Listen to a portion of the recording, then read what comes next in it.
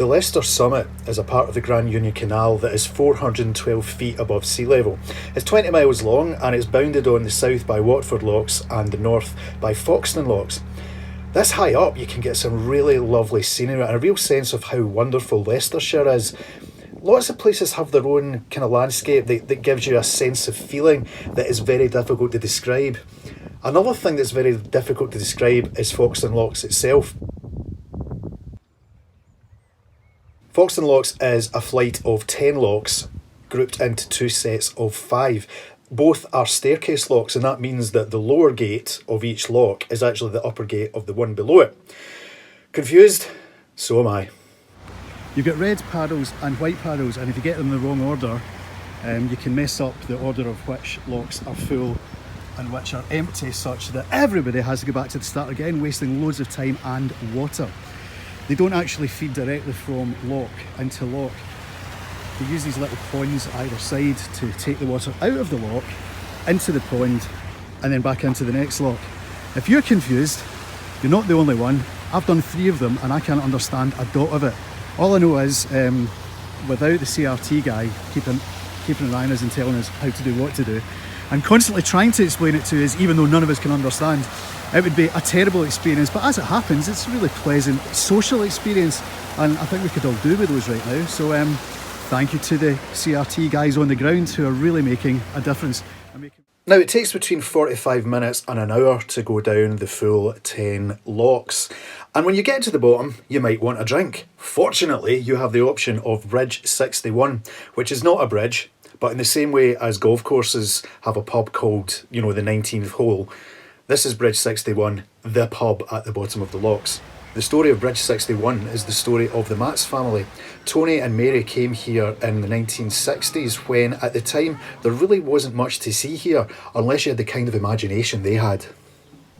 My late husband came here as when he was young with his mates. This canal in particular and a lot of others were virtually in a derelict condition and sort of completely forgotten about. People considered they were of no importance or interest whatsoever. He came here, saw a sunken boat, managed to buy it for £20 and then rented a bit of the property, which was empty at the time, and the 1 or 2 boats that were starting to come through, leisure boats, said, is there anywhere we can buy a toilet roll or a packet fags or something? Because there was nothing there, nothing on the canals.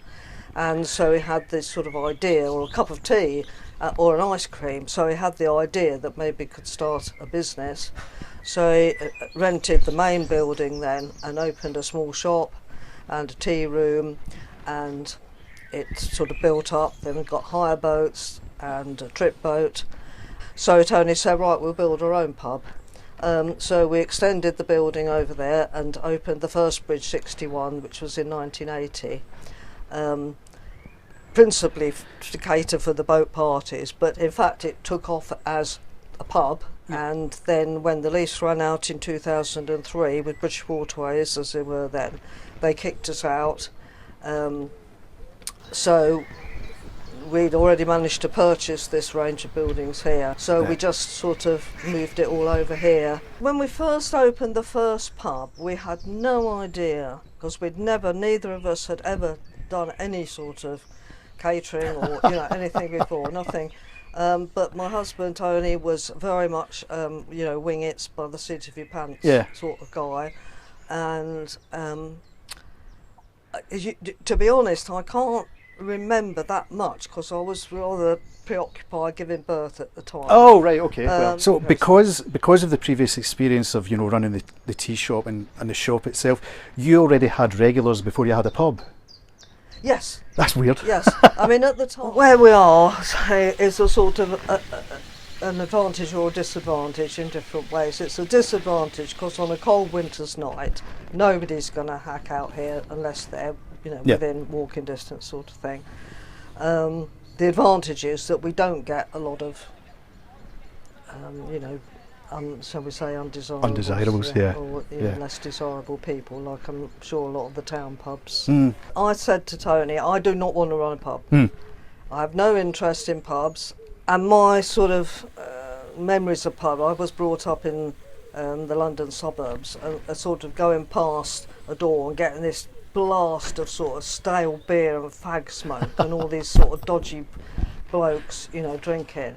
So he said, okay, well, you won't have to have anything to do with it. Well, of course, that didn't last long. Of course still not. Doing it now. Well, all I can say is my life has been extremely interesting.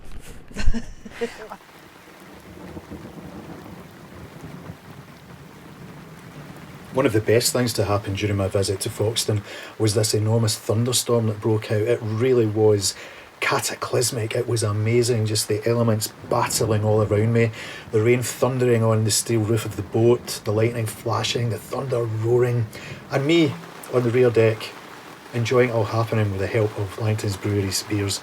It was a magnificent experience. If I hadn't been enjoying the beer so much, I would probably have written a poem. I kind of should have written a poem, but I didn't.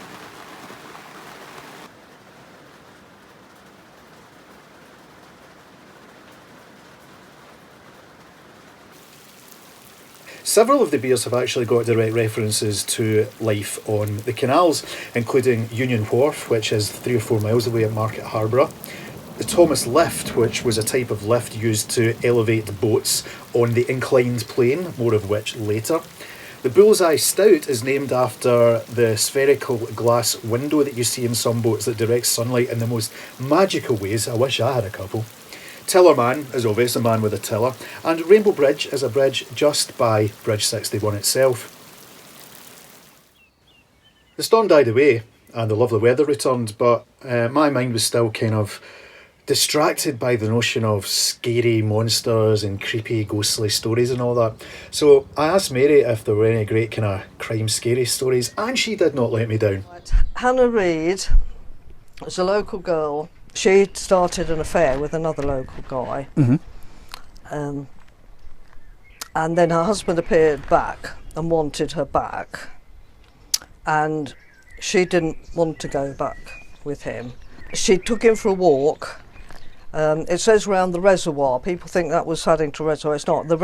By reservoir, she meant the side pond. She took him for a walk round the side pond. This is her confession. They got her to confess. But there were too many people about, so she couldn't do anything. So she walked down towards the village. Have you walked towards the village? Yep. Well, about halfway down, there's a bridge in Narrows, where there's no bridge anymore. The bridge is gone, yeah. Narrow, yeah. I hit that actually. Huh? I hit that on the way through. I was looking at the other side of the boat. Right, well, that when they were under the bridge, she pushed him in. He bobbed back up again, so she held him down with a branch till he drowned. But basically his family came looking for him, and she to begin with said, oh, he took mad and ran off and blah blah blah blah blah. But she was arrested, and then they got this confession out of her, which now they're saying was unsafe. Mary also told me a story about one of the ghosts in the canal tunnels. Every tunnel, it seems, in the canal has got a ghost, but they're not actually meant to come out. I think that's in the rules. It was a sort of November night. It was absolutely clear. There was a new moon and the stars. And she said that the ghost from Saddington Tunnel came up to the end of the basin there, and she was a bit psychic. But the bats, they're Dorbenton's bats that live in the tunnel, they come up the canal and back. So, is a bat a ghost? Or? Sadly, over the years, there have been a fair few deaths of people who fell into the locks and drowned. I don't think the locks themselves are haunted, though.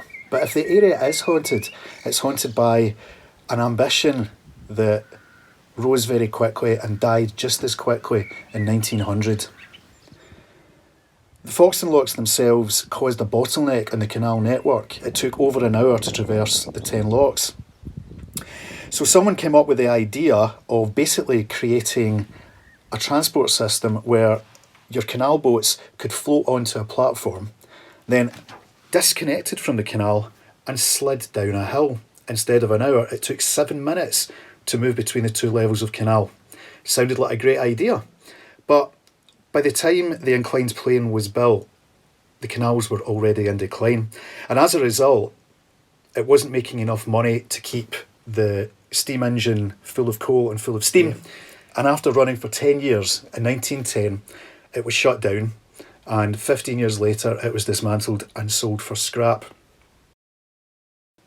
One journalist at the time took the failure of the inclined plane to be proof that time is not money, and laughed at the idea of people who were trying to speed life up faster than it already was. Nobody wanted to live faster than they did in 1900. Think about that. And dismissing the brave attempt to change the world with great new machines, the journalist wrote, "Those who visit the spot now will see the same locks the machine was built to supersede, lifting barges slowly and laboriously over the hill, while the bargees sit and smoke a contented pipe and chat with the lockkeeper. It is quite plain to see that they do not, to the least, mind the wait necessitated by passing through the locks. On the contrary, they seem to enjoy it." Plans are still afoot to rebuild the inclined plane, and I have to say, much as though the enjoyment of the experience of going up and down the locks is fascinating, it would be equally fascinating to try a go on basically a kind of hill slide on your boat. That might be fun. That project is still in the works, and it would be great to see it come to fruition. Although I would hope that it wouldn't mean the demise of the locks once again, because they are magnificent.